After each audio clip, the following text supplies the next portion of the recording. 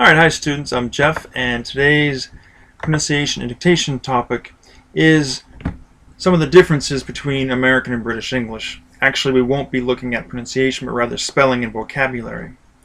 It's said that the United States of America and the United Kingdom are two countries separated by one language. I'm sure some of you prefer one form of English over the other. It really doesn't matter. Regardless of which one you prefer, just try to be consistent. So let's look at some of the differences. In part A, you'll see the American words on the left and the British words on the right. So let me explain these for you. So color in American English is spelled C-O-L-O-R, and in British English it's spelled C-O-L-O-U-R, and it's the same with words such as favor and neighbor. There's no pronunciation difference though. Well, there are differences between American and British pronunciation. It's just not reflected necessarily in the spelling. And then we have center, spelled E-R at the end in American English and R-E in British English. And then defense. You can remember the difference here if you remember that the S in the American word defense can represent states, as in the United States. And then defense in British English is spelled with a C. And then some verbs are a little different. We say learned, they say learnt. And then there are some words such as program that have a double M and an E at the end in British English.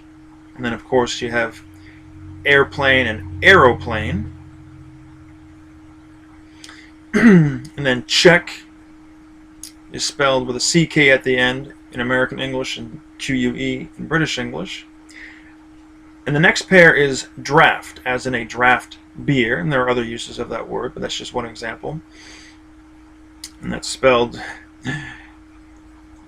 with a U and a G and H in British English.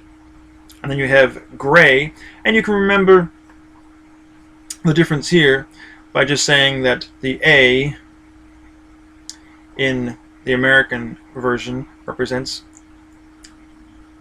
America, which starts with an A, and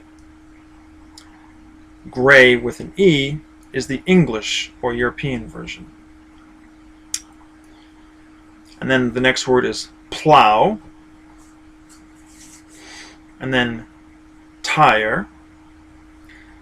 Alright, and that's it for spelling. Now let's look at some of the different words that are used. So in American English, this is called a flashlight. In British English, it's called a torch. Now we have cookie and biscuit. Both of these words refer to something sweet that you eat, a chocolate chip cookie. All right. But when we say biscuit in American English, we don't mean cookie. We mean something that's bread-like, that you might put butter inside of or gravy on top of. It's very different. Okay. Then you have fries and chips. Fries, of course, are French fries. British people call those chips. Okay. When we say chips, we're talking about flat fried pieces of potato that are usually circular. They're not the same as French fries. Okay, British people call what we call chips crisps. And then vacation and holiday. When you don't have to go to work, you have a week or a month off, that's called vacation in American English, but holiday in British English. When we say holiday in American English, we're talking about special days such as Christmas, New Year's, and so forth. The machine you ride in, going up and down inside of a building, is called an elevator in American English and a lift in British English. And the fuel that you put in your vehicle in American English is called gasoline or gas, and in British English, petrol. A place that you go to drink alcohol and relax is called a bar in American English and a pub in British English. And then this or this, what you use when you make a mistake when writing with a pencil, is called an eraser in American English and a rubber in British English. If you call this a rubber, or you use the word rubber in American English, we'll probably laugh because we use the word rubber to refer to a condom, something that is used for protection during sex. Alright, so pause the video and take some time to study those words a little bit and then come back for dictation. Alright. Now it's time for dictation. There's no special quiz today because we're not working on pronunciation. So, again, just be consistent with whichever form of English you choose, American or British. Number 1. Michael learned a lot about the U.S. defense program. Michael learned a lot about the U.S. defense program. Michael learned a lot about the U.S. defense program.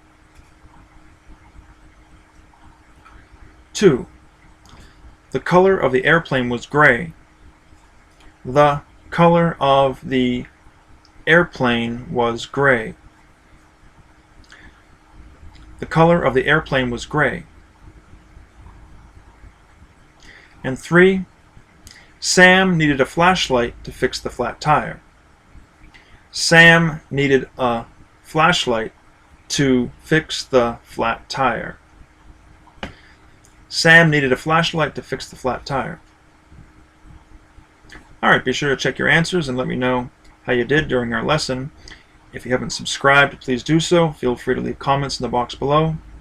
And as always, thank you for watching and take care.